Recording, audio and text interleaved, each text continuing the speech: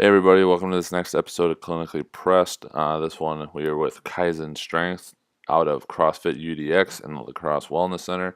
I'm interviewing Jake and Nikki. We cover a ton of stuff in this episode. It's a little bit longer than typical for us, but it is merited for the amount of information in it. Great things from Olympic weightlifting to strength and conditioning for youth all the way up to working with high school athletes to CrossFit. Even delve into birth fit just a little bit as Nikki's moving her way into that. We really do hope you enjoy this episode. It's full of a lot of good things. Also, if you're listening to this before late August into mid-September, we have some big things coming out with New Cooley Region. Be sure to check all those things out. Community meals, big partner there, and also a huge workout coming up in Wisconsin. Enjoy.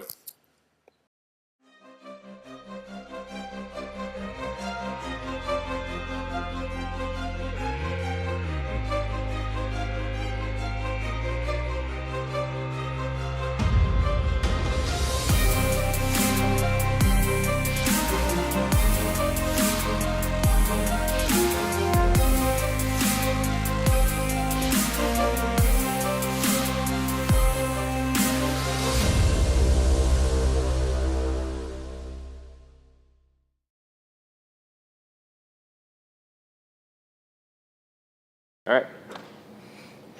Welcome to our next episode of Clinically Pressed. We're here with Jake Dorhorst, Nikki Ryan, Nicole, Nikki. Either one. Doesn't matter.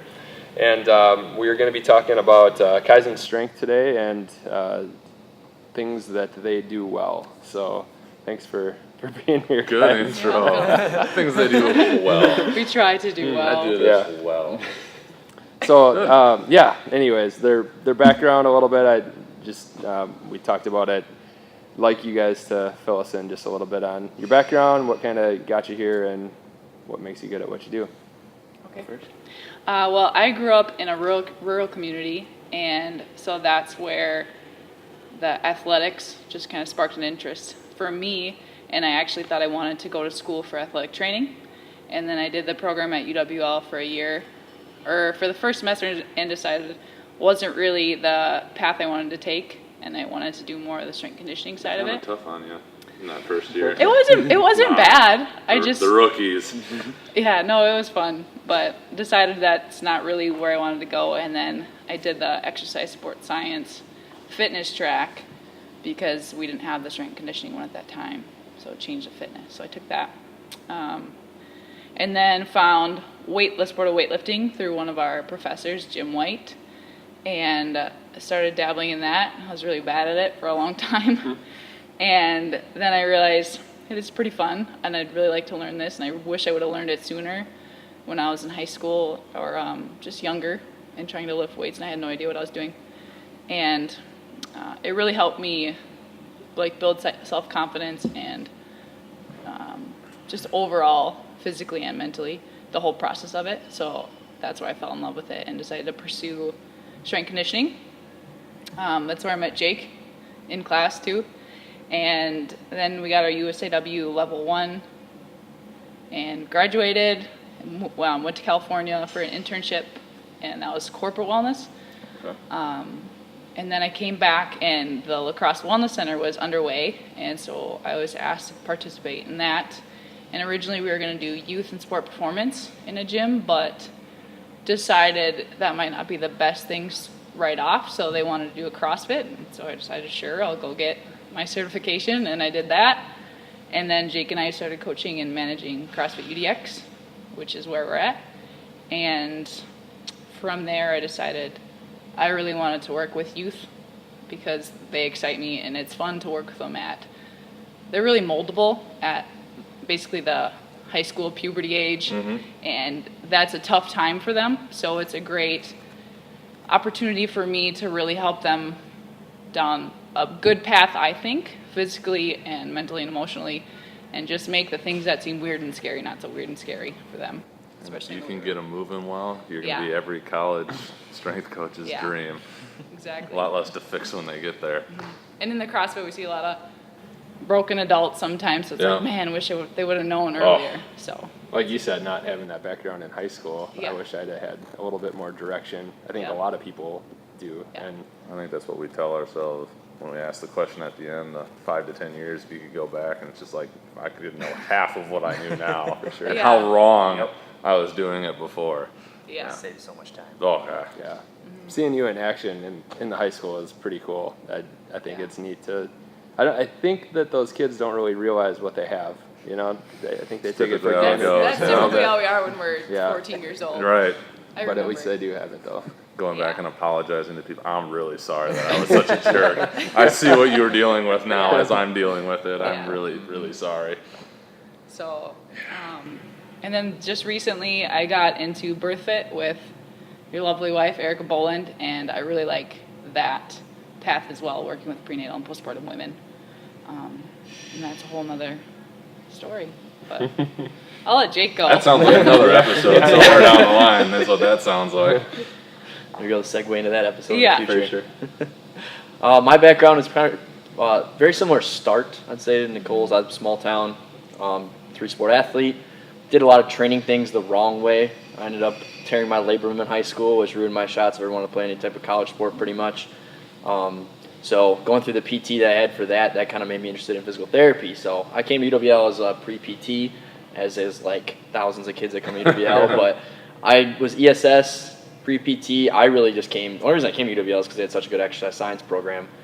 So I knew, I'm like, well, I want to take every strength and conditioning class I can while I'm going for PT school. So undergrad, I'm just going to do all that stuff. So I did all that, graduated with pre-PT,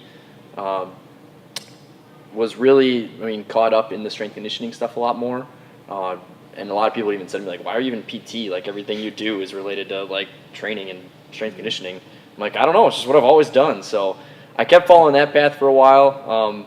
Pretty much took till I got accepted to PT school for me to be like, oh, this is not really what I want to do anymore. So This is real. yeah, now it's like, well, no, I got there. I'm like, I don't know if I want to do that. That's So no small feat to get into PT school. yeah, well, No big deal. Yeah, that's saying something. I remember that too. We were roommates at the time, actually. And then what he's probably going to segue into next, he was studying for med school. yeah. So the side story of I'll how never this forget happened. that time. We were together for a few months, and I'm like, man, who is this kid? So after I graduated, I did my internship in Sydney, Australia. I went to a sports medicine clinic there. Same thing, trying to boost my resume to get into PT school. I trained while I was there I started weightlifting with Nicole at UWL with the team that we had, and then I also started with a coach there. I'm gonna butcher his last name, was Luke Boringi. He was the Australian weightlifting national coach for 3 of their Olympics. Okay. So he had retired, and I was just training kids and like college kids who just wanted to do it for fun. He just did a couple hours a week for free. So you just had to pay to be in the facility and you could train with them. So Sweet. I jumped on that opportunity. It was an hour train ride there and back, and then I had an hour train ride the opposite way to my internship every day. So I spent like 4 hours on the train to do all this, but I had nothing else to do. That's what I'm there for. There you So go. Yeah.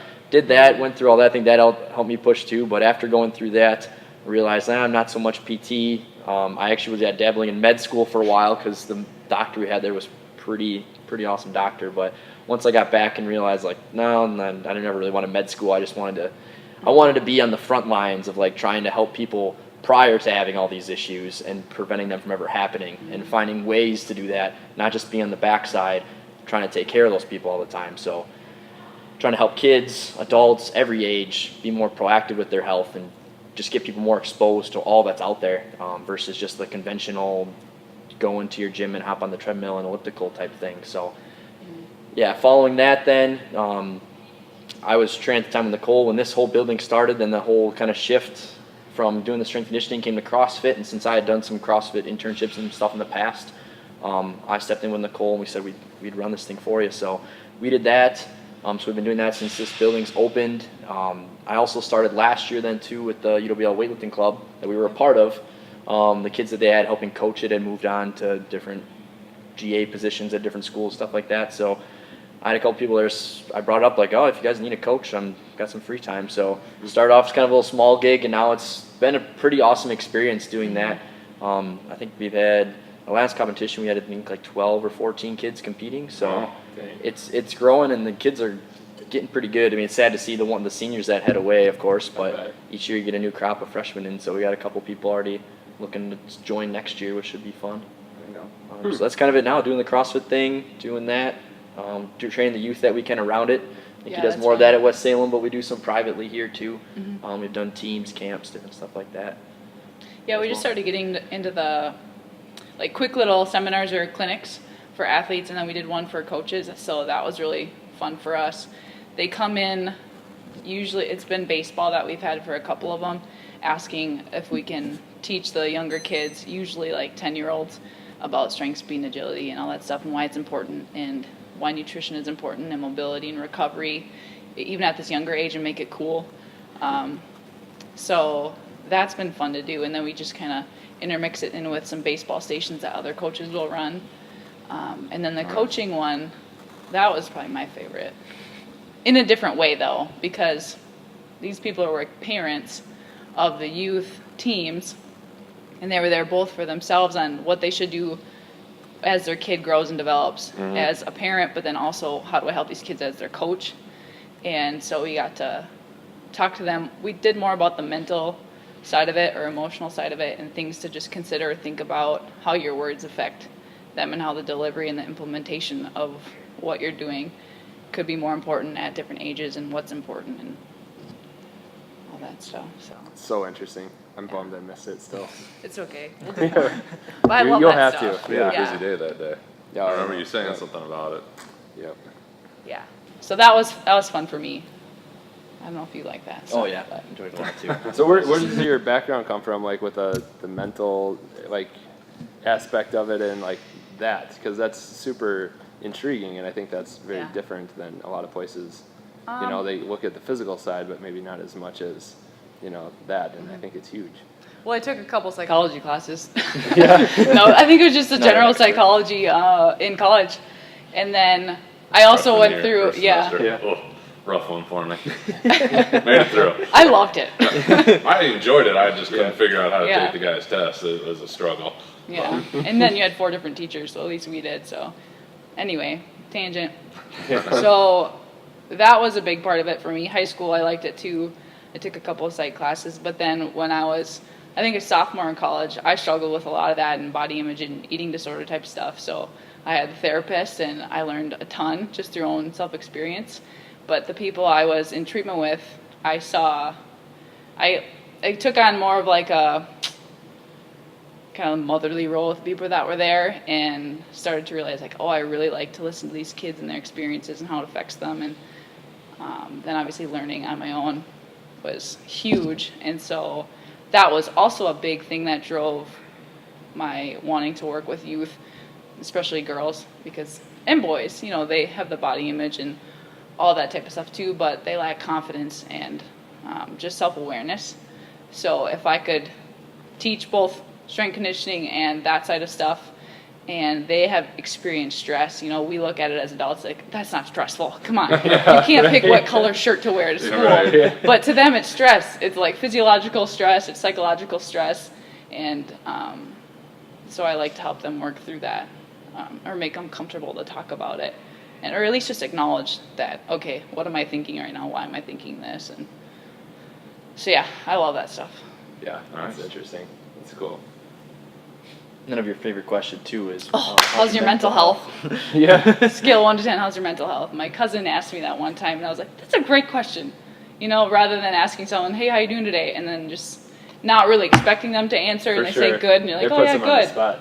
Yeah, then you start to think, and you wait for their response to actually hear, and then a conversation develops on how their day went, and then you talk about what went wrong in their day and why it went wrong and how it's affecting them.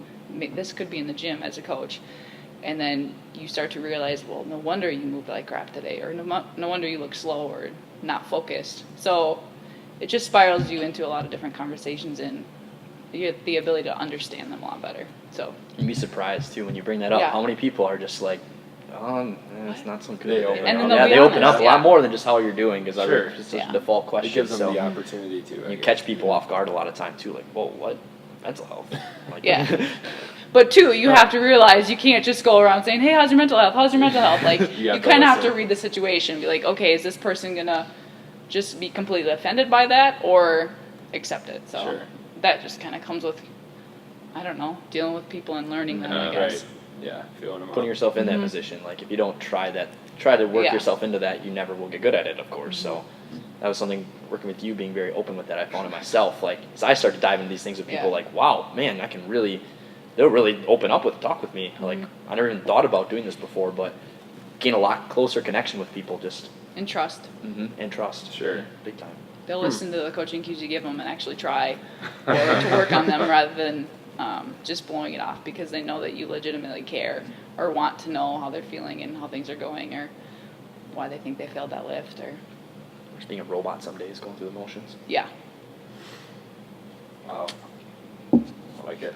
Is that how you're gonna greet people at Cooley Health now? I could, yeah. It'd be I a absolutely heck could. of a thing to throw in there. I Yeah. definitely think Erica's way better at that. You know, kind of. I don't know if it's a female does it thing well. or she's just better than I am, but she'll have Is it the patients reading all the people? time. It's not uncommon, and they'll just like break down to her Oh. and it's good. I mean, like you guys said, to address that, and yeah, it needs to be done because there's Yeah. definitely just because you can't see it, you know, it doesn't mean it's not there. Oh yeah. So Cool. yes, Erica does do that well. Yeah. But so do you. You did it to me last week, actually. Not that specific. Sorry. question, Did you break no. down? No, I didn't. No, But, okay. yeah, it was good. Was it when I told you you looked tired? Mm-hmm. That was. But I knew I did, though. I said myself, I don't know, it was when we were doing that podcast. I was like, God, I do look like shit. Like, I don't feel tired, but I look like it. The one we did a double last Thursday. Oh, I felt like I had just run a marathon that day when I got home. I was You like, just why am I actually so trained. tired? Yeah. I Yeah. literally talked to people all day, except for hiking through the field. That was the only tough part of the day. You talking about that day? No, the next double, like when we did the one with Sean. And Oh, Mike. I got you. Okay. Yeah, either way, I'm though, with it was you now. still a lot. Yeah. Anyways, That one, we Yeah. really just sat there the entire time. right. Anywho, But I felt like, yeah, Nikki could read it. Yeah, so what, with the Kaizen Strength, you guys kind of had that, I feel like, kind of initial intent before you came here with UDX, and then, like, it Yeah. seems like you're getting back more into that a little bit. Like, what makes you guys different, I guess, with that? Because I feel like there's not anywhere else around here. I don't know about maybe other places that offer what you guys do. There might be, we just maybe don't know about Yeah, it. I'm But, sure, yeah. in the It's always area, we been- haven't run into it. It's always been back of our minds at the back burner, like the goal, get to youth sport performance. It's important. This is a good way for us to get there and help other people in the process. But we are talking, I don't really know what makes us different. We just, because everyone's going to gravitate to a different gym, a different coach because of certain things. And you just react better to some people or fit better. So the people that are here just feel like they fit, I guess. Whereas there's a lot of other good gyms in town, and they have great members. They have a good member base because people chose them. So I think maybe it makes us different. I'm not sure, but if someone is here and we just don't feel like they fit or are getting a good vibe from our members in the gym, or maybe they just like something else, maybe they like group fitness, I'll be like, hey, maybe you should just try out the SNAP membership and go to your group fitness classes. It might be better for what you're looking for, what you want, what you need, rather than this. Because if we just try and force what we think is obviously the greatest and like best way to train, it's not going to be the best for everyone. So you can't force someone to do something if they just really don't want to do it. They're not going to be successful, and that's not what we want. We want them to do it for the rest of their life, whatever it is. It might not be CrossFit or strength conditioning or weightlifting. So then we need to help them find what's going to fit. So I think we try to do that. But we try to see if they could fit here and figure them out and do as best we can, but sometimes you just can't. So we try this place. I think what we saw too is like you go to other areas, even in Wisconsin, like they have giant strength conditioning gyms in lacrosse here with Onalaska, lacrosse community, Holman and stuff, West Salem. There's not really one central location. Like people, I saw a lot of kids are going to personal trainers at Yeah. like at a Snap Fitness because that's what all they have. Like their parents are asking, could you train my youth athlete? And not to say a lot of personal trainers don't do a great job with it, but that's not really what they're doing every day. And it's like trying to create a place where that's what we do that's what we're trying to develop at least, is that's what we do is we train athletes. We do these type of things our goal and what our focus is what what our passion is trying to develop athletes, not just, I'm not personal training 7 hours out of the day and then training one athlete throughout the day. So, I mean, so much of, anyone can attest, whatever profession you're in, so much sport through experience. So, yeah, prior to the start of this, like I trained some athletes, like 1 or 2, but I look at how much development I've made in the last 2 years being here versus like the 2 or 3 years I was doing that prior. It's like a whole different ball game. So I think we just saw what we're trying to do is just trying to be that place where athletes go. Not necessarily be the only one. Not necessarily the only one. We just want to be. We want to do what we think is best to help these athletes and hopefully find ones that fit well with us. So. I think it's huge that you can recognize that. Harrison, as I was editing his episode, which is out, referred to like the dollar store personal trainer that just goes and gets it and now thinks that they can train anybody and everybody, and you might run into that, like a personal trainer is going to train an athlete, not all of them, some of them, unless they're actually tried to adapt to it. And it's hard to be that good across that big of a spectrum. It's really hard because it's so specialized. So to know when people don't fit and try and help them find something else is pretty big, because obviously that's membership and whatnot, which always hurts a little. So, and it's just one of those things like the mastering of a 10,000 hours rule thing.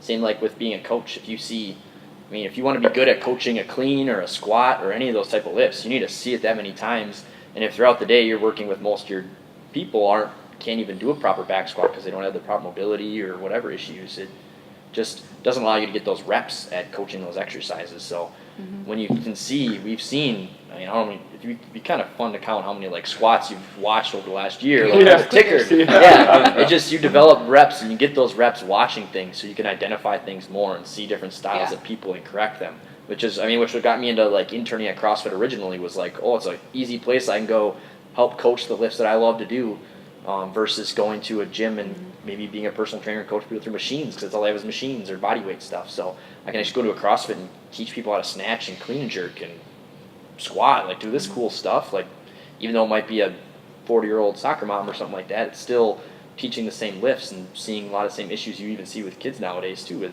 can't move well. So like you said, training athletes. I mean, everybody's an athlete, and as they grow and get older, they're going to move that much better throughout the rest of their life too. So that's huge. It's the nice part, the kids are a little less breakable. So. They recover pretty quick. And then with that, training them as athletes are trying to make people realize that they can be athletes, and it's basically just the mindset and the physical training that they put themselves through. But the long-term athlete development model is what I was first introduced to, and that's the Canadian model, and then U.S. sports has the American development model. They're both super similar. It's just basically what types of things you should do or introduce a person to at different stages of their life, whether it's infant, toddler, elementary, middle school, high school, collegiate, professional, elite level. And that's what just really fires me up, is that whole spectrum. And it's realizing that, okay, we're the coaches at this point of the spectrum for this kid. And not only is it super important to give them the best coaching and training that we can now for this age, but to realize that there's a whole another length of the spectrum left, and at some point we have to deliver that kid to the next coach who is more equipped or experienced in that level, and knowing when your limit as a coach is up and being willing to pass them on, but keeping that whole spectrum in mind while you're coaching them. So it's super fun when all of a sudden you have this strong kid in here. It's like, let's see what you can do.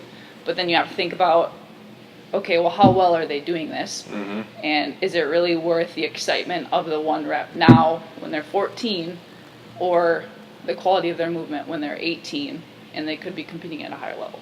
So like those things that that looking at and recognizing the whole spectrum, but then how it breaks down to a daily, weekly, monthly, yearly, and then into their different phases, how it could affect them, and just keeping that in check while you're also trying to accomplish your goal in that moment. But then also teaching them how to recognize that themselves. Like, we need to push for this set right here because of this, this, and this, but know that this is part of this bigger phase, this stage of your life. when you get older, you'll be able to do this movement because you'll be more developed and ready to handle that. So I just think it's really interesting taking them from each stage, working them through, and then being ready and proud to hand them off to the next person that's going to help them even more. So I love that model, and that's really what we're trying to build off of. So, and build a team of people that we know we can pass them off to when they're ready. For sure. To be passed off. And like any coaches who haven't seen that, it's a great thing to take a look at too. Like to Yeah. know any coach, like even if you're just coaching Pee Wee softball, like to see that Mm-hmm. model, to see like, oh, so this is kind of what they should be learning now, and I should focus on these skills, because sometimes, I mean, especially if you're a volunteer coach, like you don't have that Mm-hmm. type, you've never been exposed to that. So looking those type of things up can be huge. There's tons of free information on that. On the ADM site. Yeah, Or is that- EDM, sorry. like the U.S. different sports. So USA weightlifting, USA hockey, they all have different examples of it, and practice schedules, or not schedules, practice programs and how it addresses at different stages and what you could do. But I haven't seen too many of them get into the specifics of the strength training and how we could work here to help them with their development of their practice. And it's kind of like you go to a dentist to get your teeth cleaned, you go to a doctor for disease or care or whatever, you go to your hairstylist for your haircut. So we want to be the people that they go to for their strength and conditioning, and then they're the sport coach. It Right. has to be a team effort. It's great to want to do it, like have that drive to want to do it all on your own, but again, then you have to think about the quality of what you're giving them may not be as good as if you let someone do it who that's their thing, that's their jam, and then you do the sport skill. So I think we need to work more on getting our teams on the same page. We've tried to work at UWL as we're trying to make you as robust of an athlete as we can Yeah. to go apply it to your practice with your coach, doing your stuff there. We're not gonna get too sports specific to Right. a degree. Like Yes, what's not specific about being tailored. strong, powerful, agile. Right. And that's the basic premise of it is that you really aren't going to train the basketball player in the weight room and even in a lot of their conditioning that much differently than the soccer player. Yeah. Sure, there's some differences, but they still move forward and back. They still go side to side, go for bursts, some longer than others, but Yeah. it doesn't have to be this like completely different thing. So That's my favorite when parents come in. I want you to work on sport specific and speed development things with my son or daughter, and then they hang out in the corner and watch the whole thing.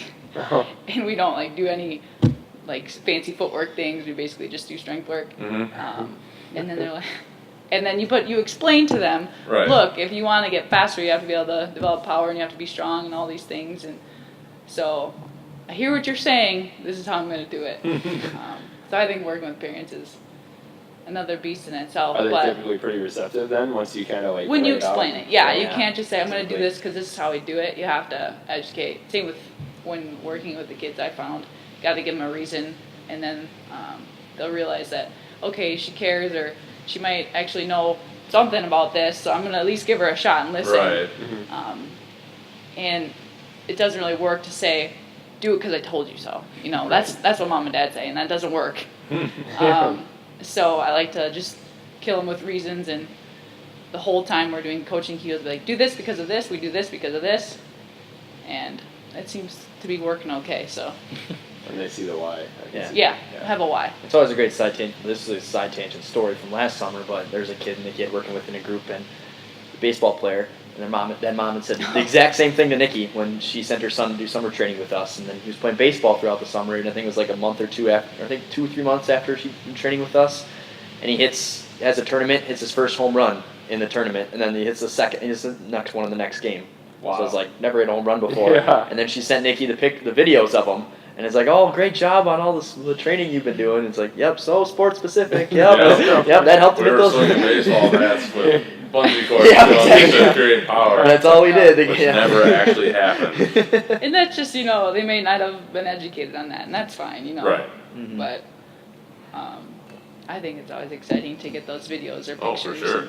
Sometimes the older athletes will send them, be like, hey, this is me in the newspaper, or Nice. here's something off the news, I don't know. So Put it in action. they love that stuff. So, and then we get invited to their choir concerts or, I don't know, graduation parties and things like There you that. go. Games. So, Can you come to my game? yeah, you gonna come to my game? So we always try to make it to as many of those as we can, because it's an honor just to be invited to that stuff and to know that you're more a part of their life than just their coach. I bet it means a lot to them to see you guys show up then too. Yeah. So that's another one of my favorites. Very cool. Do you have any like specific groups that or organizations that you guys have like specifically modeled Kaizen strength after, or you just kind of have taken like this is what we like and think is good from all these different things and just kind of compiled your own, model? Yeah, we're a hodgepodge. Yeah. Well, neither of us really had like a direct. Neither of us really spent like. Neither of us had our direct internship in a strength and conditioning gym. Yeah. So we've had experience in gyms, and we've had friends and other mentors that have helped us from that. Which I think has, may have been a detriment to us a little bit, but I think it's also helped push us to learn stuff the hard way, which is usually sometimes trial by fire. Like you got to figure it out. So Right. it's pushed us to really reach out and find whatever we can from online, from mentors, and really reach out to people, which I think which has been great. We didn't just think like, oh, this is the way we knew, so this is the way we're going to keep going with, because that's how we do it. We've kind of developed our own system, and it constantly evolves too. So whether it's the best, that's what we're going to work to getting towards. But there's been too many to even count. We started listing everything that's like all the people who've influenced us and stuff. And it is And then that so just ended long. up being etc. That's good though. I Yeah. feel like instead of just saying this is the only way and just ignoring everything There's lots else. of ways. There's lots of people, so there's lots of ways. But and then our different experiences. He was at a PT clinic, had a weightlifting coach. I was at Apple for corporate wellness, and then I went to Catalyst and just watched their lifters and paid a membership just to be there. You know what I mean? So it put us in different experiences where we learned things that you won't be like, okay, this is for strength and conditioning. I need to remember this. It's something that you look back and be like, oh yeah, I learned those skills, or I got those skills from setting up an event, or I don't know, working with a patient or watching them work with a patient. And so pulling different lessons from different experiences, but it all comes back to where we implement it. So I think that helps us be a little more well-rounded too, just as individuals, not just coaches. Yeah, I can see that. Just like snowballs, kind of pack it on in. Yeah. Yeah. So hodgepodge to answer your question. I like it. Like I said, better than just a cookie cutter approach that you just follow this one person. So And early on, I always try to I'm always one who tries to be like, well, what are the best doing, and try to find a way that they do it. And I talk to friends who've been at different places and like, well, how did their system go? And they tell me like, oh, they did this and this, but then this and this and this is terrible because they do it that way. And it's like, so don't do that and like stuff. So it helped. It just threw us in like I said, trial by fire, in that we could take all these systems that we could research and figure out how they do it, but then any system always has faults. So there's always goods and bads of either. So it's been kind of nice not having to be like, well, we don't just fall back on this one because it's the way we know. Now we have to constantly keep changing because there's no fallback plan. There's really there's fallback on what we've been doing, but we never get stuck. I hate getting stuck in the same spot with anything, so always trying to find something different or steal something from somebody. That's what this industry is pretty much stealing everything from everyone else. So. Right. Yeah, just putting in different words. And I think it's fun to listen to members or athletes when they're in here, and when they try, like if I'm over here working with someone and then a kid is doing something maybe not as good as he could, and then the other one says, hey, fix this, and you listen to how they say it, and then the kid gets it right away. So it's like, oh, I should maybe put that in my cues. Pick up cues from them because they're at that level, and then you understand how to put it at their level. And that's one thing we've gotten more into, is teaching the kids how to do something how we would teach it, and then making them teach each other because they learn it better, and then they see the frustration in trying to find body positions and postures and things like that, but then they can understand it on a different level rather than just listening and trying to do, and they learn to teach too. Yeah, to be able to explain it and show, I can see, then that makes them think about how they would maybe do it themselves. even while they're doing it. Yeah. Yeah, Is 'cause it whenever, learn one, do one, teach one, or something like that, or yeah, something along those lines? It Close enough. might be flipped around, but somewhere. sounds smart. Yeah. That's what we go for. around here. It sounds smart. So what's behind the name Kaizen Strength? Yeah, we never touched on that. I'll let you talk about it. Well, I mean, we learned about it in school, the Kaizen principle through strength conditioning, which is, it's a business principle as well too. It's just like, is it Japanese? Japanese. Yeah, for continual daily improvement. So getting a little bit better each day. So 1% better every day. I always talk about that with people, is putting in that perspective. Like, okay, I bench 225. I want to bench 315. Well, there's no way that's going to happen tomorrow. So, like, how do you get there? Well, you get 230, and then you get 235, and then you just inch away. And you set little micro goals that get you there. Just get continually better. So, it's applied in strength conditioning. We realize, like, well, that's the philosophy we've had with everything we've done, is because this name came about after we've already started a lot of our programs with things, was that we would use the phrase, like, better than yesterday. Like, find a way to get better today. You could have an off day and a terrible day, but you can find some way to get better. Micro PRs is like, I always talk about is, I PR by 1 pound or like a half a kilo or something for weightlifters. Like, you can always find something to get a little tiny win, so when you leave the gym, you feel good about that day no matter what it is. So it's like, you come in, your first exercise is awful. Well, okay, let's find something that maybe we can, like, PR on. Like, PR your technique in it, PR something else. Or, PR your attitude about the fact that you failed. Yeah. That's been big for some people this week. They had bad performance, or bad compared to things they've done before. But if they handled it better than the last time that they failed, then I'm like, okay, that's good. Sure. Like, that's a win for the day. You gotta overcome those obstacles. Yeah. Failure happens all the time. Yeah. You just gotta, okay, I'll fix that tomorrow, or just keep going. So. And I make the joke too, but it's kind of true. Like, finding PRs outside the gym too. So life PRs, another thing, little PRs. So this is something I stole from John North, but he made the joke like, I hit 6 green lights on the way to the gym today. I got a PR. It's like, I drank 2 gallons of water today. I PR'd. Like, just finding all these little ways just to PR your life. Yeah, and just if you look at that, it just spins everything a little funny. So I always do that. I do something different. Like, I don't know. Let's say, a terrible example, I finished a pint of ice cream when I usually don't finish the whole pint. Well, I PR'd it. Like, or little things like that. Or I ate 8 servings of vegetables. Let's say something like actually healthy. I PR'd my vegetable eating. So yeah. Little things like that. You can spin it and it creates everything a more positive environment, which is what this is all about. Like, when a negative attitude will send you in a negative direction every time. So, always trying to have a positive spin on whatever you're doing. Like, okay, I'm not gonna be able to hit my back squat weight today. Well, maybe I'll try to PR the speed I have at this lighter weight. Something like that. Like, make it feel really good. Get a really good, like, drive out of the hole. Something like that. So.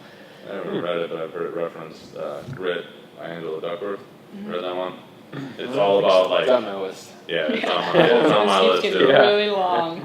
But it's basically that, like, the ones that are successful are the ones that can hit those, like, micro things each day and kind of, basically grind it out to where it just starts accumulating on each other. And that's, in her research, she's found where most of the success comes from, is it's just being able to go through the things when you don't want to or when it's hard, and hence the grit part of it.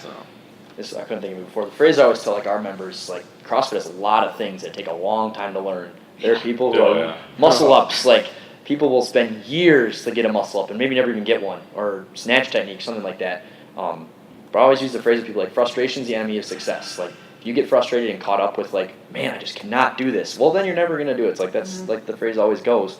But if you recognize, like, I'm getting frustrated, I need to, like, settle back down, just do what I can right now to make this next rep better. Like, always finish on a good rep, finish on something good before you leave the gym. So it's just that type of attitude we had with our coaching, we realized, and we're like, the name just kind of ended up falling in our lap after, probably like months of, like, trying to think of a name for it, but it just kind of became like, that's kind of who we are as coaches, what we do with our lives, and, like, that should represent what we do in our gym and what we train with our athletes. So Yeah. Nice. The culture we'd like to create. Yeah. Do you explain the name to, like, the athletes then too, or Mhm. you try to tell them?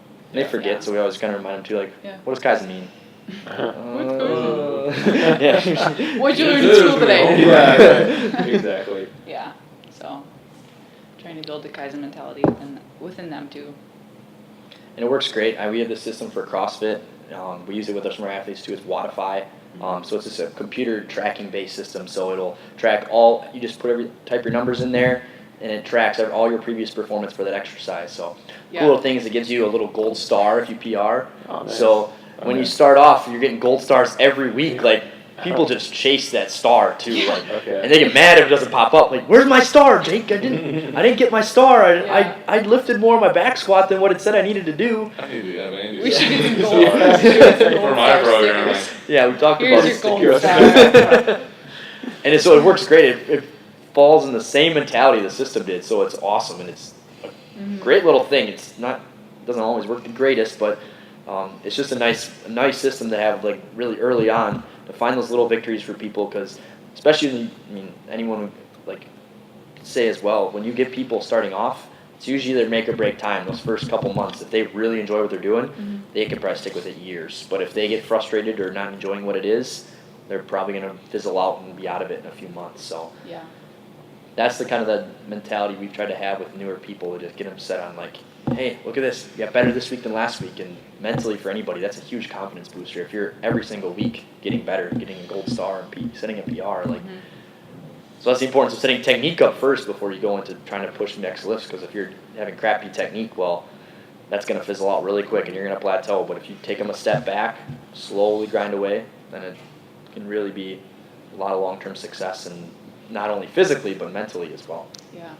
I can see the concept of that applied to life too. When you're with younger individuals, if they can apply that Kaizen philosophy, throughout the rest of their life. I think that's a pretty good philosophy to have. And I think so. Yeah. What do you got? Oh, I'm just listening. Drink your coffee, Joel. It's already gone. Oh. I don't need any more coffee. It's been plenty for the day. You could go for your PR. Yeah, set your PR and coffee drinking. I don't know that. That might not be a great thing, no. We'll apologize to Kelly later. Yeah, Pressure, not like when that. I'm asleep at 8:30. Do you have any specific people that you follow in the strength and conditioning world now that like you just try to keep up on because they're doing good things and you're stealing from them? I'm really bad at that, so I'm gonna say no. Okay. And he's always like, "Hey, did you see so and so, or did you see what this is?" Or I'm like, "Man, I don't know how you do it. I can't keep up with that stuff." So I usually just get it from Jake. Fair enough. He's great about that stuff. Well, I'm really nerdy. Like, that's how I spent my college career. Was I'd go home and instead of doing homework, I'd sit on the internet and either watch YouTube videos or read things. I remember some nights I'd get at like 9 o'clock. I'd been home for 3 hours and I hadn't started my homework, but I'd spent 3 hours reading articles and watching videos on stuff. So, influences go on and on for me. Being a weightlifting is my newest kind of biggest thing. Like what I've always really loved. Kind of what scratches the itch for me because you can get so nerdy with it. It's kind of sad, but it's true. So I follow.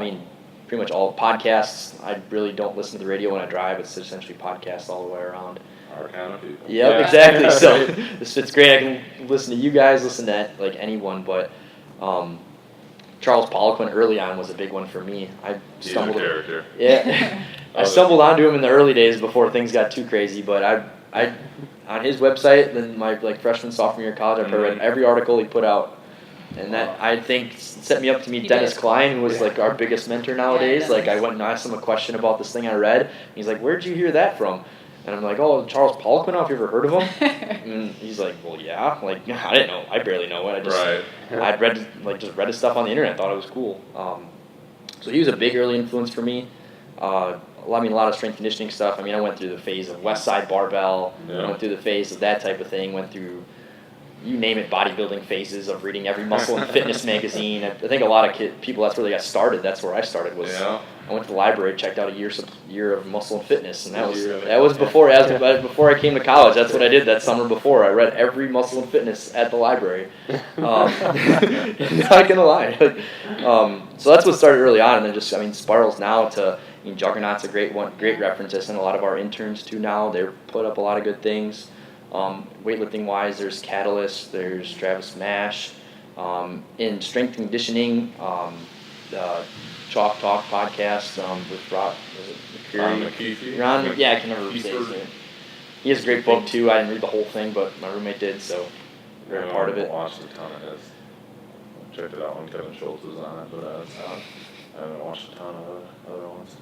But a lot of that's been good for me. I mean, that weightlifting wise, I mean, principles of weightlifting, you're a weightlifter, you're essentially, their sport is their training and and everything. So you essentially apply that same type of mentality. I've realized with my athletes is now I'm just taking out the sport training. Like, instead of weightlifting, having the mentality of how can I get their snatch and clean and jerk better.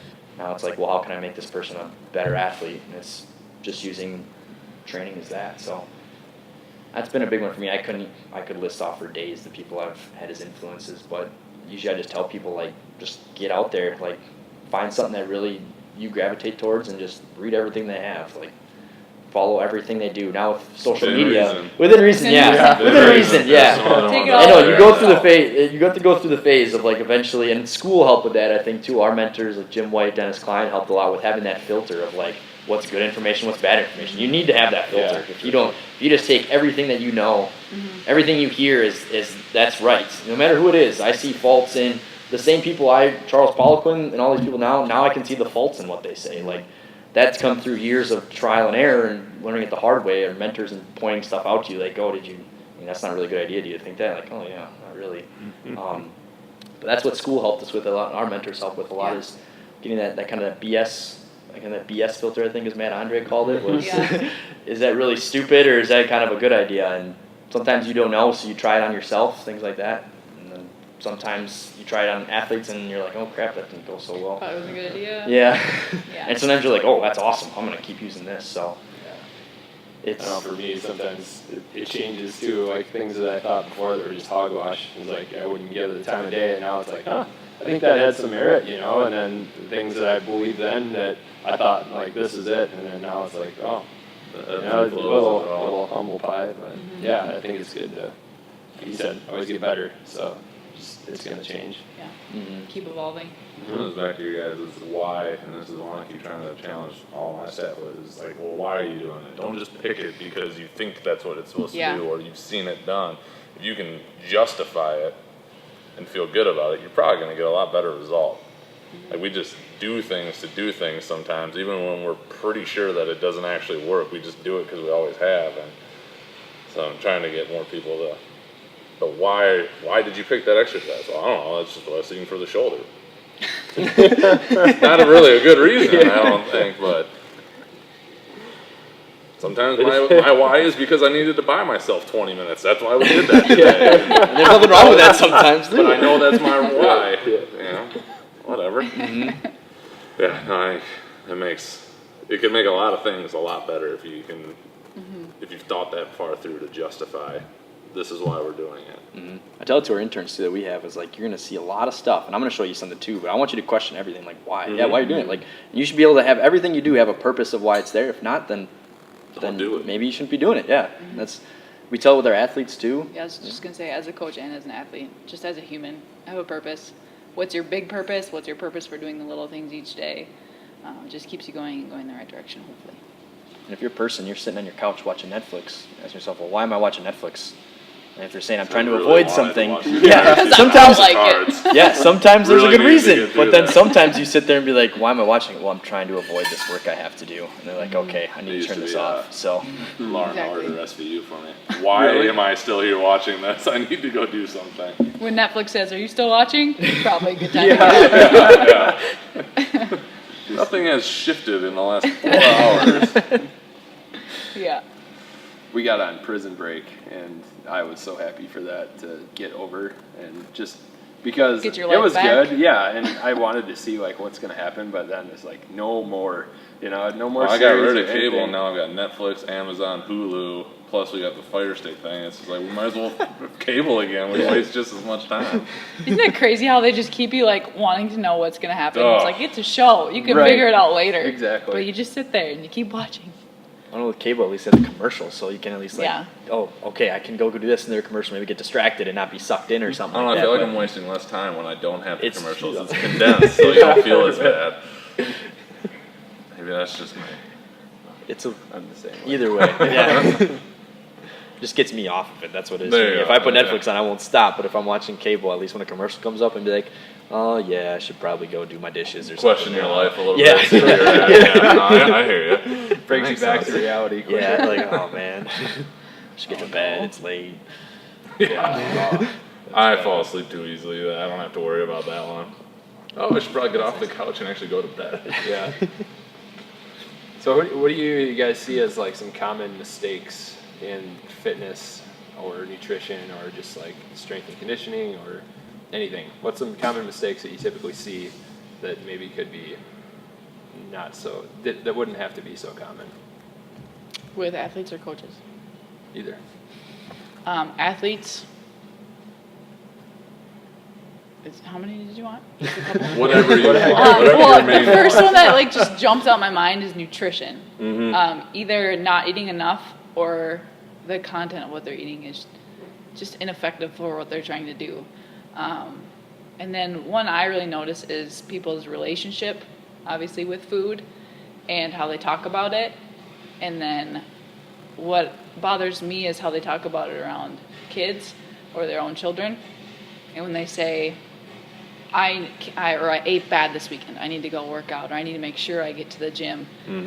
Automatically, without even purposely doing it, they're creating a bad relationship with food and exercise for their child and for themselves. They're just making it worse, rather than saying, oh, I didn't eat something, or I ate something that wasn't the best choice for what I'm trying to accomplish or for what I would like to be. And I'm going to go to the gym tomorrow because I want to and because I like to be there. The people are fun and I like to see what I can do. So you're saying the same thing, but you're saying it a lot differently. For sure. So I think that's a common mistake that could be maybe not easily fixed, but it could be fixed.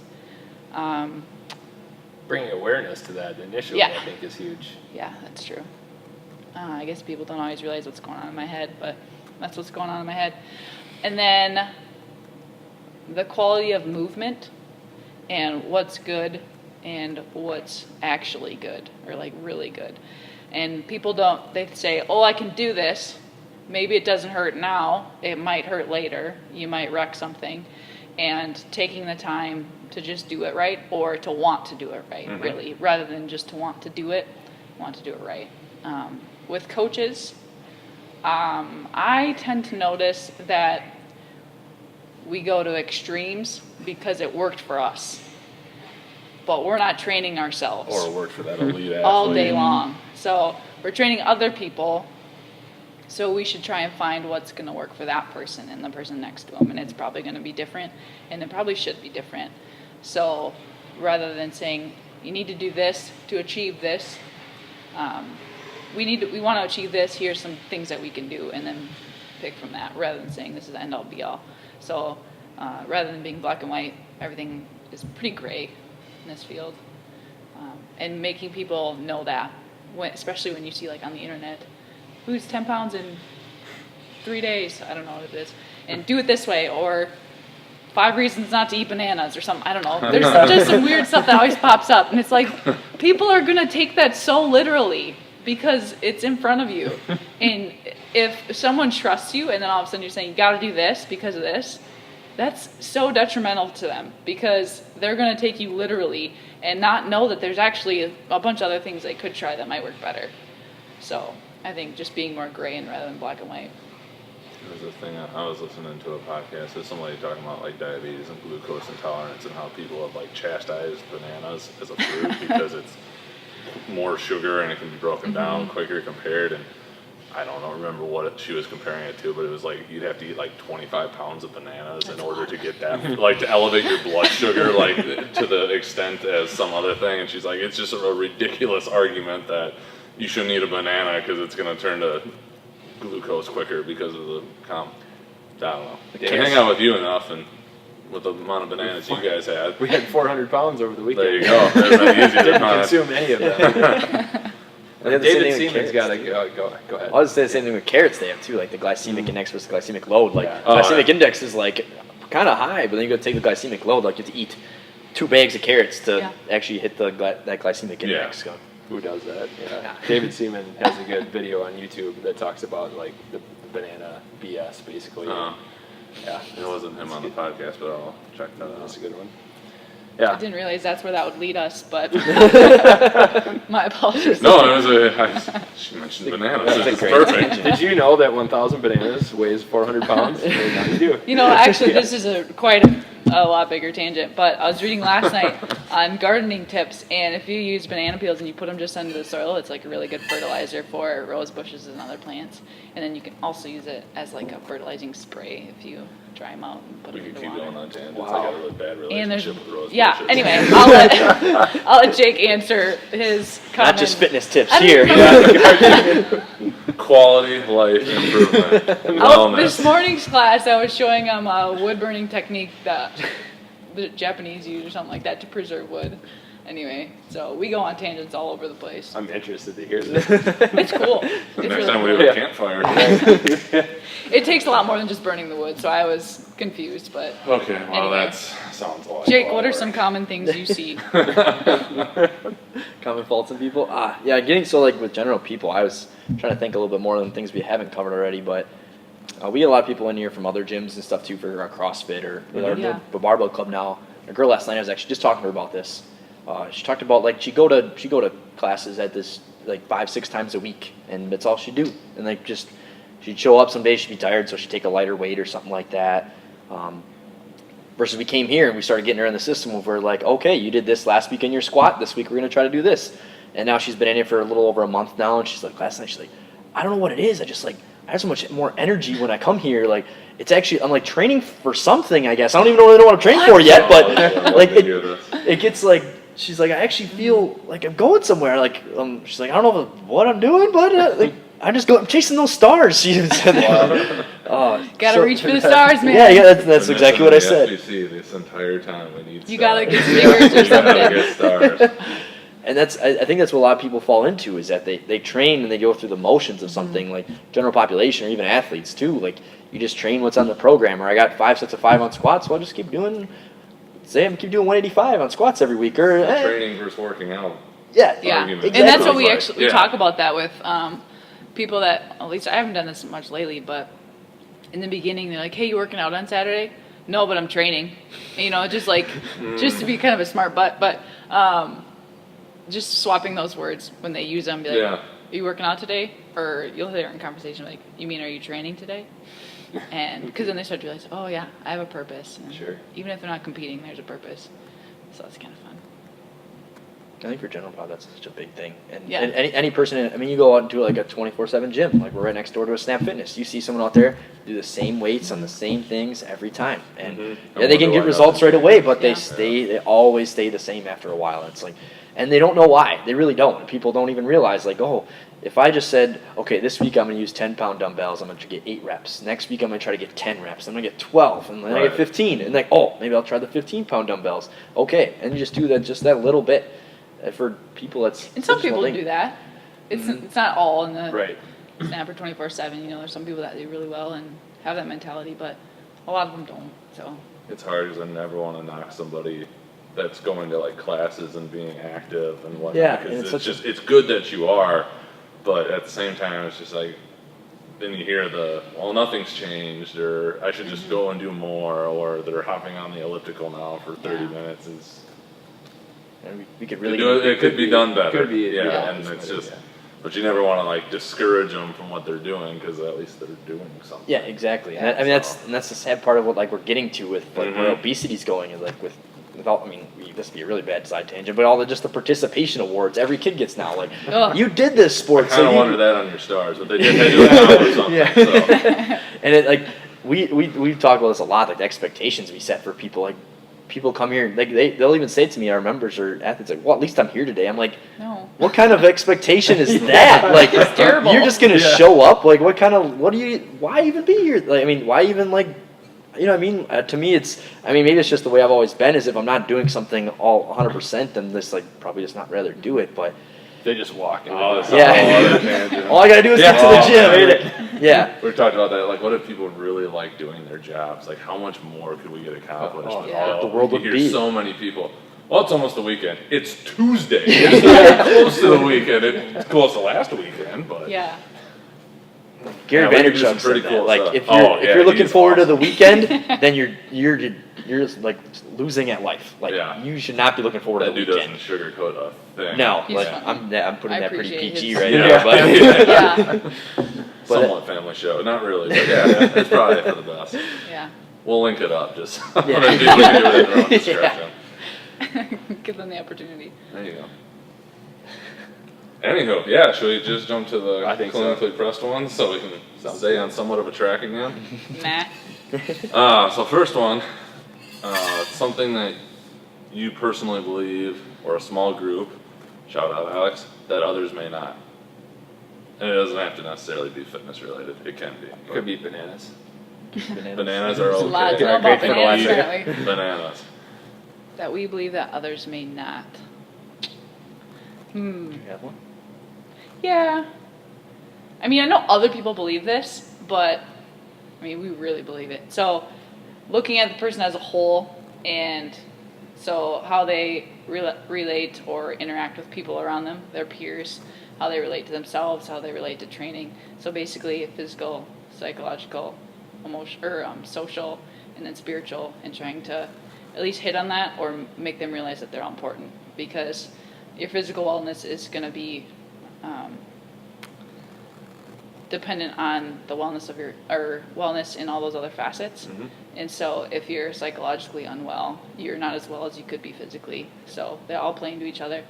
And so we really try to make people realize that, even just a little bit, if it's just comes up in conversation where we bring up those points, or how'd you sleep last night? Well, how's your marriage, or something not that blunt, but did you guys go on a date? How's your mental health? How are Yeah, things how's between your you? You know what I mental mean? health? Just Yeah. like asking questions to get them to talk, and then just to listen and keep them talking.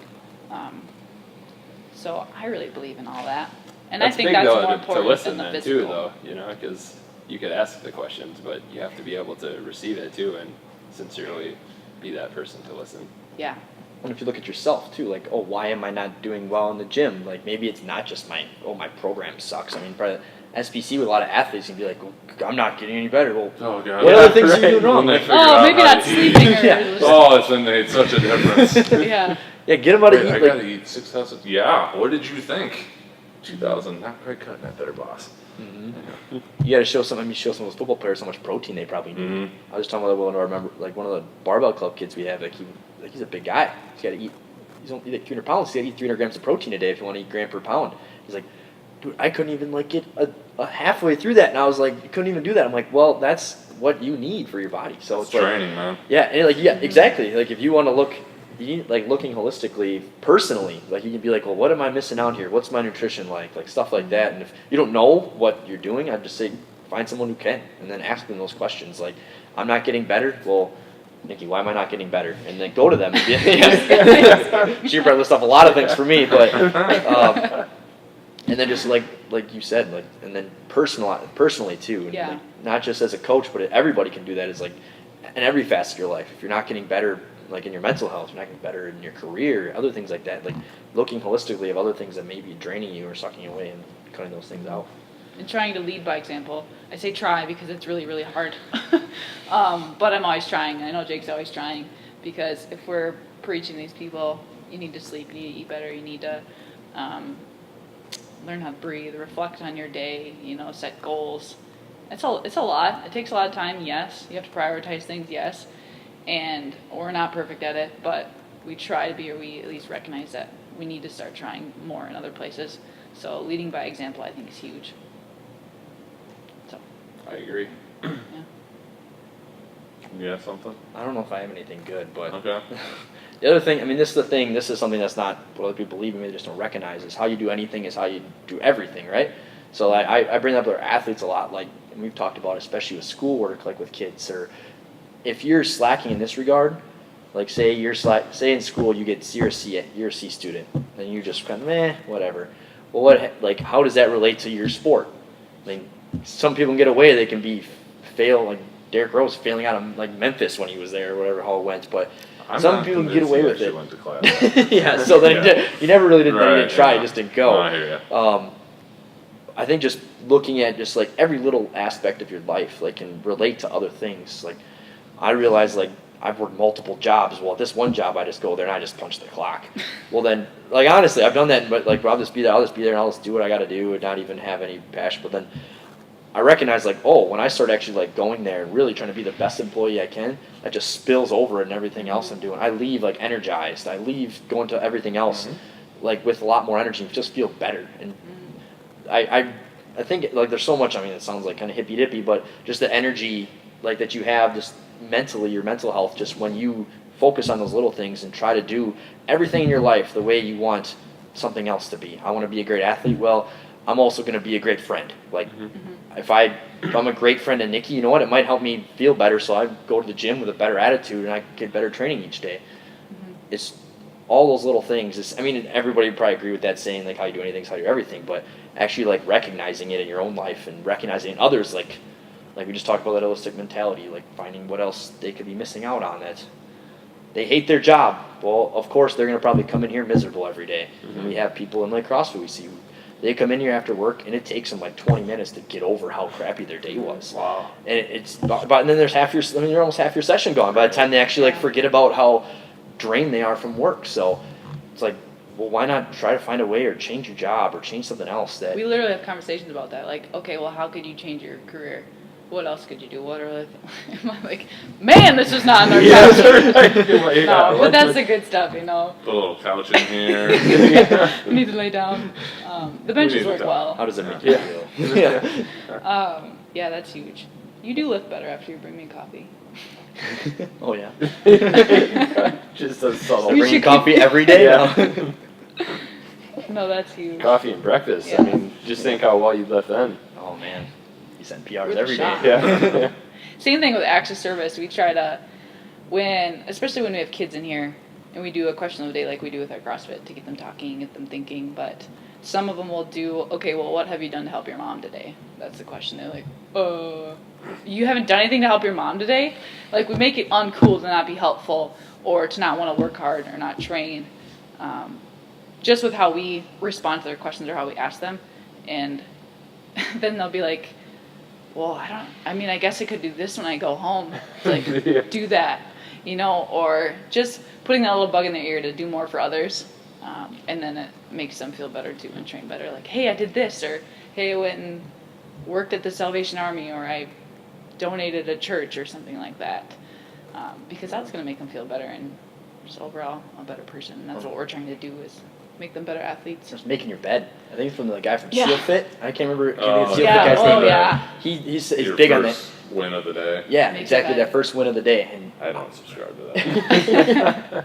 I was in Taekwondo as a kid, and our Taekwondo instructor we went around one day and asked every kid, "Did you make your bed?" Every kid that didn't, it was 10 push-ups for the whole Yeah, class. I remember that story. And you do that like randomly, like every couple weeks or something like that. And the first time we did, like when you do that, and by the next time around, everyone made their bed, because if you're doing 150 push-ups, you do not want to do that. So it's just that rhythm of how you do that that was instilled in me young on. So I think that's helped me a lot. But I mean, you can hear about it now from these guys who are big names. Seal Fit. Yeah. Tim Ferriss has talked about it on his show. Like, Fucking Ferris. yeah. Makes me feel bad about my life with that. And you listen to one episode and you gotta wait like 3 weeks. Like, oh man, now what else am I gonna feel bad about now in the next episode? It's a bad attitude. I'm trying to improve it in that time. Is what I'm doing. You have 3 weeks to improve on this, and then he's going to give you something else to work on. Yeah. I just can't make my bed. I don't have any desire. I feel like it wastes time. Do you wash your dishes every day, though? Define wash. I rinse them off and they go in the dishwasher. But you do it every Most day, nights. and you don't let them pile up extensively? Typically. Yeah, but then it can smell. Hey, See, it's you don't the make your negative bed, but you do your reinforcement of dishes. this. She's finding the win. Oh, that's the Yeah, one? that's Yeah. the win. You got to find the win. I'm just trying to get to the coffee quicker. No, Is your coffee on hot no, I don't get up consistently enough for that. So, anywho, yeah. It's okay. Top 3 take-home tips for the people. Did we put 3 down? 3. Yeah, I don't I remember what I them. put. I would say try to read something or listen to someone or watch someone or something that you completely disagree with and try to understand how they came to that. I like it. You don't have to like it, but it's good to understand it and just kind of respect how they got to that. Challenge your own beliefs Yeah. so you can come back around. I like it. That's huge. Yeah.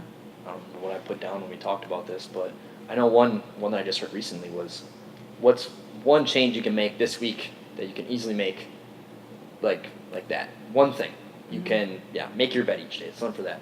Do that every day. Next week, what can you do this week? Pick one thing at a time and then just go from there. If you're trying to get stronger, trying to lose weight, whatever it is, what's one thing? Keep it simple. Lose weight, okay, I'm not gonna eat after 7 o'clock, or I'm just not gonna buy chips this week. I'm not gonna have them in the house. Like something like as simple as that. Yeah. If you want to get stronger, let's say like maybe you're not very mobile. Okay, how about I stretch for 5 minutes before I go to bed? That's it. 5 minutes just each night. Just like put your leg up on the bed and just chill out. Just sit there. Like get yourself a little more flexible to help you recover. Like that's all it takes. Like people, I mean, mobility is a big thing we've been talking about recently. Like it's not a huge change. You have to do yoga an hour every 3 times a week. You stretch for 5-10 minutes before I go to bed each night. You'd be amazed in 2 or 3 months how much things change. And it's just those little changes. That's all you gotta do. If you just change that one thing for a month, just imagine how much Bite-sized portion. Yeah. Little things. So just find something, whatever your main goal is. What is your big focus right now? And then what's one little thing you can add in each day and do that. You'd be amazed at what you can do in a month, 2 months, 3 months. Yeah. And then I would say, kind of like we talked about earlier, listen more than you speak, and teach rather than preach at someone, and talk to them rather than at them as a coach and just as a person. I think you just have a lot more full or worthwhile conversations and you actually get through the person and Get their respect. get their that they respect give and you. trust. Yeah. So Very good. yeah, I'd just go with that, I guess. What's your most influential purchase under $100? Whether it's fitness or whether it's related to anything. Oh man, you can go first. This is the first one that sticks out because we talked about books. The Daily Stoic was That's one next. at the beginning of the year. Yeah, I know that's next. This is it was literally it was both for me because this. Okay. I started at the beginning of the year and it changed a lot for me. It was it's an easy little thing. It has a paragraph each day you read, and I made it so I woke up every day and I read that paragraph. Is that from Tim Ferriss? Yep, it's from Tim Ferriss. Yep, you saw it. Why does it always come back to him? It always goes back to Tim Ferriss, right? Mine won't. I don't think. I'm sure we can find a way. Yeah. That's what it was for me. I barely buy anything anymore besides food and stuff. I was But gonna say groceries. yeah, that's what I was gonna say is food. But that for me, I honestly I've been falling off the wagon of reading it, but I still just open it up and read a page every now and again. It takes 30 seconds, but for me at the beginning of this year, I get overwhelmed with a lot of things a lot of times. I just don't know where I'm going. Just when you read that, it just puts, I don't know, you read a few days of that and your mind just gets so much better perspective. So if you know someone you want to get a book for Christmas, I'd recommend that. I'm probably going to buy it for everyone in my family next year because it goes from January 1 through the end of the year. It start at any time, but Sure. it's an easy one. I think it's $12 on Amazon. And then Nice. really quick, easy one to get. It changed me a lot. Mine are some of the books. I'll tell you about them. There we go. And Getting both questions What? together. and notebooks. I Notebooks. use a lot of notebooks because I write everything down. Helps me remember everything, and I make a lot of lists. Got a busy mind, so I got to write it down. No, But I'm the I would same say way. notebooks for sure. And I it's don't super carry simple. it around. Sometimes I'll forget. simple is the best. Yeah. Yes. Mhm. And then you can just write down your thoughts, journals. I do my prayers sometimes, but it's kind of I got all these things to do, but okay, I need to focus, meditate a little bit on this, and so notebooks for me for sure. And then the books, unrelated to strength conditioning, but super interesting. Mm-hmm. I'm getting married this year, so I'm reading this book called Love and Respect, and it really opened my mind up, and also made me think about when I was growing up and how my family and stuff interacted, or my parents, but then how I see people at the gym interact with their spouses or significant others. And it talks about how generally men innately desire to be respected over loved, and women desire to be loved over respected. And so if they're in a tussle and she's saying, he doesn't listen to me, he doesn't love me, or something like that, and he's saying, well, how can I love you when you don't respect me? It's you're saying it right now, you know. Sure. Just give respect and you'll be loved, or give respect and you'll be, or whatever. The backwards of what you just said. Right. Okay. So I thought that was super interesting. And then I was talking to some members here once in a while, or just people that I meet, and they might be struggling with training or something's going wrong, or nutrition. And I'll be like, well, how's your relationships? And how's that going? And then they start talking, and then it's like leading into how that's affecting their self-confidence, which is affecting this, which is affecting their training. It's like, whoa, love and respect, and now I'm a better coach. So I think that book was just great. And then the book called Mindset, having a growth mindset rather than a fixed mindset. That's a good one. I like that one. Yeah, and I'm reading right now, which I've been reading for a while, but it's dense. Eastern Body, Western Mind. And I got that from Lindsay Matthews of BirthFit. She recommended it. But it talks about energy systems and chakra and psychological and social development. Nice. A lot of stuff. How far through are you now? Maybe like 90 pages. Yeah. I just haven't finished even one of started those yet. ones. Yeah. It took me like 6 months to read this book. Yeah. Finally just hammered it out. But there's so many good like little nuggets. It's like, okay, I just need to just move on, because otherwise it's like you're reading so much that should be absorbed, but you just can't absorb it all. Yeah, nothing's So, actually sticking. like super training. Yeah, that was one of my books actually. So Any other books while we're on it? Super training? My other two were, besides that book, were Super Training and the Weightlifting Encyclopedia by Arthur Dreschler. It's not published anymore, but you can still get it on Amazon. They're two of the most densest books I've ever had. But most densest. most densest, yeah, it's great grammar there. UWL education. Exercise and sports science. Exactly. We're English majors now, everybody. Exactly. I just love making that joke. But Super Training, you can just read a page and have more knowledge than you could have reading a whole other book. And same thing with the Weightlifting Encyclopedia book. Anyone who's interested in learning weightlifting, it's more knowledge than you'll ever need to know. But any strength coach, it has just the philosophies they have behind things in there. Like there's like a 4-page thing of just the philosophy of training, and like I've read that probably like 5 or 6 times since I got the book about a year ago. So every once in a while I bring it back out, because it just everything should have like your philosophy for what you do, and that sets for the next step of like what are your principles then, and then your principles lead into what you're going to take action on, right? So it just the way it talks about training and how you're just slowly, gradually progressing an athlete and all these things, I thought it was just amazing. So the book was worth it for those 5 pages, but the rest of it is like knowledge bombs on knowledge bombs of just different programming things for weightlifting coaches, or just coaching tips for anyone trying to teach the Olympic lifts for snatch and clean and jerk stuff. It's probably, half the book has like any other big encyclopedia. There's like 100 pages of exercises that are kind of pretty worthless, because if you've had any type of background, it's like, well, I know how to back squat, and it just has to have a picture of the back squat to make it a bigger book and that type of stuff. But it's 47 pages of references. Yeah, exactly. That's what an encyclopedia's got to be, right? So, but those two for me, like I always reference back to those all the time, because I'd rather. For me, I've read a lot of books over the years that I'll read the whole book and maybe get 2 things out of it. So I've gravitated more a lot of that. If I find a book, I more just find what I need to learn in the book. But those are 2 that, no matter what page I'm on, I can usually find some nugget or some sort. So those are 2 big ones for me. I think they're really expensive, which sucks, but it's worth it if you're a coach or if someone in this field that wants to learn more about those things. So Very nice. Yeah. In your area of expertise, what is something you would do to make something that is complicated simple? Probably the same as those takeaways I said. Listen more than you speak. Talk to people rather than at them, and teach someone how to do something. Don't just tell them what to do. Teach them why and how, and show them, and describe it and make loud noises so they, because people learn differently. So you have to simplify it with as few words as possible in several different ways, because they might be more of an auditory, visual, tactile learner. So gotta cover your bases. I'll take a side tangent or something, kind of not tangent, but different approach. Like I know a lot for me always was programming. Like I always was curious, like, well, what's the best program? How can I find that magic program? So everyone finds out there's never a magic program, but I always was trying to find like what's the best thing I should be doing right now for training. And it really boils down to a lot of times, yes, being simple with it. Find a simple thing that you can improve by a simple amount next week. A lot of people, they start off doing like 5 sets of 5 back squat.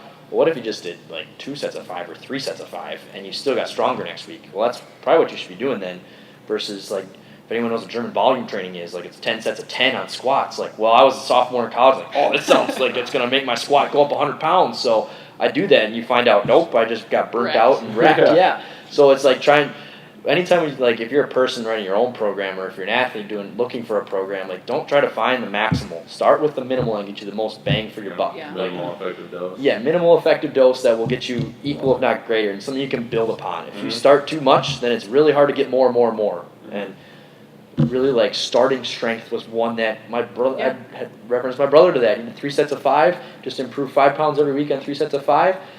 Within a year, he was like almost squatting 500 pounds. Like, just the most simple program ever. Yeah. I mean, he's a rare case because That's what Andy was doing to me. He was going and going and going until I started being like, dude, I'm dying. And then he came up. He's like, I was just waiting to see until you gave up. Basically, he's like, you kept going up and you weren't complaining. And that's really all it is. Sometimes the programming, early on at least, when you get more advanced things, it's different. But early on, it's just finding something simple, creating a little small variation here and there. Instead of regular deadlifts, you do like a sumo deadlift or something. Or instead of your standing bicep curl, you do a lying back bicep curl. Like something really simple. And then it's each week getting that little tiny bit better. It's a basic principle that anyone can do for their own trainings. Pick like 4 exercises, do like 3 to 5 sets of those exercises, and just each week improve a little bit of weight. Every 3-4 weeks, change up the exercises, change up the reps, and keep going. That's pretty much a basic, simplified version of what a lot of programming really is. The rest of the stuff is just what a coach can identify as what you need, and that takes a lot more practice than just simple stuff sometimes. But And keeping them excited about it. yeah, that's a big thing too. Yeah, some people can back squat every week for a year. Some people, if they back squat for more than 2 weeks, they're burnt. They're sick of it. So, is identifying what you can handle, what whoever you're working with can handle, and then making it work for them. You gotta make it fun, but then also just keep it simple that it keeps getting better more and more. Are there any recommendations on keeping it exciting, or like implanting that motivation? I'm sure it has to be a challenge. Sorry. My first thought was learn some really good jokes. Yeah. I tell really terrible jokes. So sorry, I couldn't keep it together. Yeah, that's one. Yeah, that's heard that a lot. No, I was just gonna say, like, with the conversation and the things that you do between sets, when you get to know them and you talk about why you're training or why you're doing it or why you're squatting for 9 weeks straight, and get them excited about the process, because they're gonna go through the process for a long time, and the light at the end of the tunnel is it's very short, and then you go through another process. So keeping them excited about the boring normal stuff that you have to do every day. This is maybe not for everybody, but if you can find out something you can compete in some way, like if you do powerlifting or weightlifting, you can do the rest of your life. CrossFit, you can do the rest of your life, stuff like that. Find something like that you can compete in and sign up for a competition. Like, there's people out there who are listening. Whoever listen to this, say you're an ESS major right now, you want to be a strength conditioning coach. Why not go sign up for a powerlifting meet? You'll probably learn a lot for yourself, and you'll hold yourself really accountable in your training. Yeah. If you just go sign up for a powerlifting meet 3 months from now, that's what I did in college. I actually had a friend like, "Oh, you want to do this powerlifting meet in like 2 months?" Okay, and then I made progress in those 2 months more than I made in the last year, because you come into the gym and you're dialed in and focused. So it's funny how it works, but when you put your money down on anything, or if you just sign up for something, it really holds you accountable. And for general people, who aren't looking to compete, things like that, really it's just, you can just do little things, little fun games or little fun questions that you can get them talking about something. Or, like I said, finding little PRs and something like that, like finding a technique PR or just creating an exercise, like say we're going to go down, I don't know, we do have to do this with the weightlifting club sometime. Okay, we're not going to do that exercise. We're going to do this plus this. What is that? I've never done that before. It's like something just really small, different, but to them they're like, oh my gosh, like this is so hard. And it's like, this is great. It's going to make me get so much better. And it's like, no, I'm really just picking a new exercise because you looked like you were kind of like just dogging it today. So, and then they walk out of there like, yeah, that's the magic. They think, so we all want to find that magic ticket. Well, if you just keep finding little things that in their head that day make it feel like the magic ticket, well, those add up after a while. So I'll do that sometimes and be like, oh, instead of snatch pulls, we're going to do this hang snatch pull with a 3-second lower. Oh, man, wow, really? There's not really much like you talk about, Joel. I just wanted to find something different. So you made it's like not just the same exercise you've done the past like 2 months. So that can be something fun. Just pick a new exercise. PR on it. There you Yeah, mix it up a little bit. go. Nice. What information would you tell your past self if you could go back like 5, 10 years? You can pick the year. Lift more, run less. I used to run all the time. And stretch. Amen. Because that's all there was to do. We didn't have like a weight room in my school. We just had a bunch of gravel roads all over the place. So I ran a lot. But yeah, I'd probably lift more, be nicer to my mom, and relax a little bit. I was like super uptight. But yeah, train more.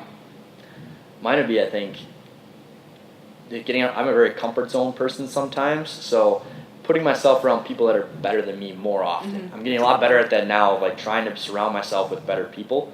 And then not only when I'm by them, but actually try to get something from them all the time. I mean, that's partly why I'm here with Nikki. It's like, I started learning that through college. Just early on, I just was the shy kid. I was like that, and anyone can ask in high school and middle school, I was the shy kid. So early on in college, that was me. Like, I never go ask stuff. Well, then as I got to know some professors and stuff more, I became the kid who would come up to them every day and have a question. So I think earlier on, I wish I would have done that more and tell people, like, find someone who's better than you at something and go learn from them and go put yourself in that situation. I'm trying to do that more. There's a coach up in Canyon Falls for weightlifting. He has a lot of good youth kids. So I drove up there 2 hours one morning so I could sit there and train next to his kids and see what he's doing, and that's making these kids succeed. And as a high school kid, lifting more than any of the girls I have. So, like, what is he doing that's making this work? So trying to do that more and more. I think me early on, I wish I would have done that. I think anyone could probably attest to, like, no one likes to be realize they're not better or they're not very good at something, but that's really probably what you need the most, is to be around someone who's a lot better than you at something else. So And still, keep doing it. yeah, and keep doing it the rest of your life. Like, there's always someone better than you at something. So Yeah.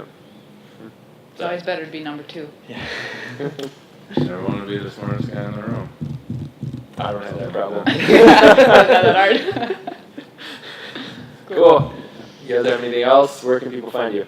Here in the gym. Right here. All the time. That's Geotag somehow. Yeah. No, we have Instagram, Kaizen Strength LLC. I think Yeah. We'll look it up. We'll Yeah. search it down. I don't even know. I think it's Kaizen And Strength then LLC. we have Facebook, Kaizen Strength.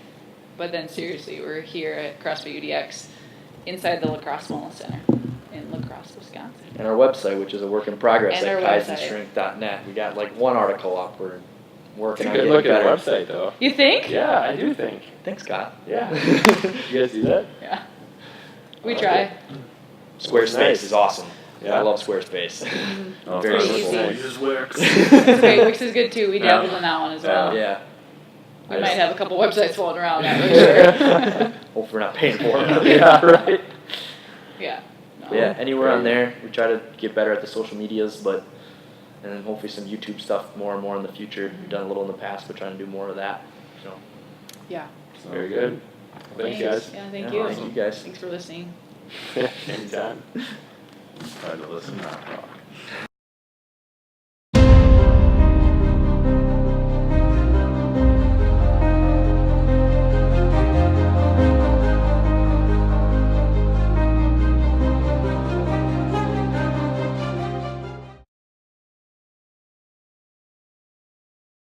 Thank you for checking out this episode of Clinically Pressed. Go to clinicallypressed.com for full show notes and links to everything that we covered in this episode. While you're there, you'll have full access to all our episodes, insights, and shorts. You can find Clinically Pressed on YouTube or any podcast outlet that you use. If you could give us a rating, thumbs up, or a review on how we're doing, we would greatly appreciate it and heard it helps out quite a bit. To get more free content delivered straight to your inbox, sign up for the Total Athletic Therapy newsletter at totalathletictherapy.com or clinicallypressed.com. You'll get direct links to all the new Clinically Pressed episodes, reviews on some of the latest research in health and performance, and links to related podcasts and other items meant to help you make the complicated simple and optimize performance. Thank you for listening, and see you next episode.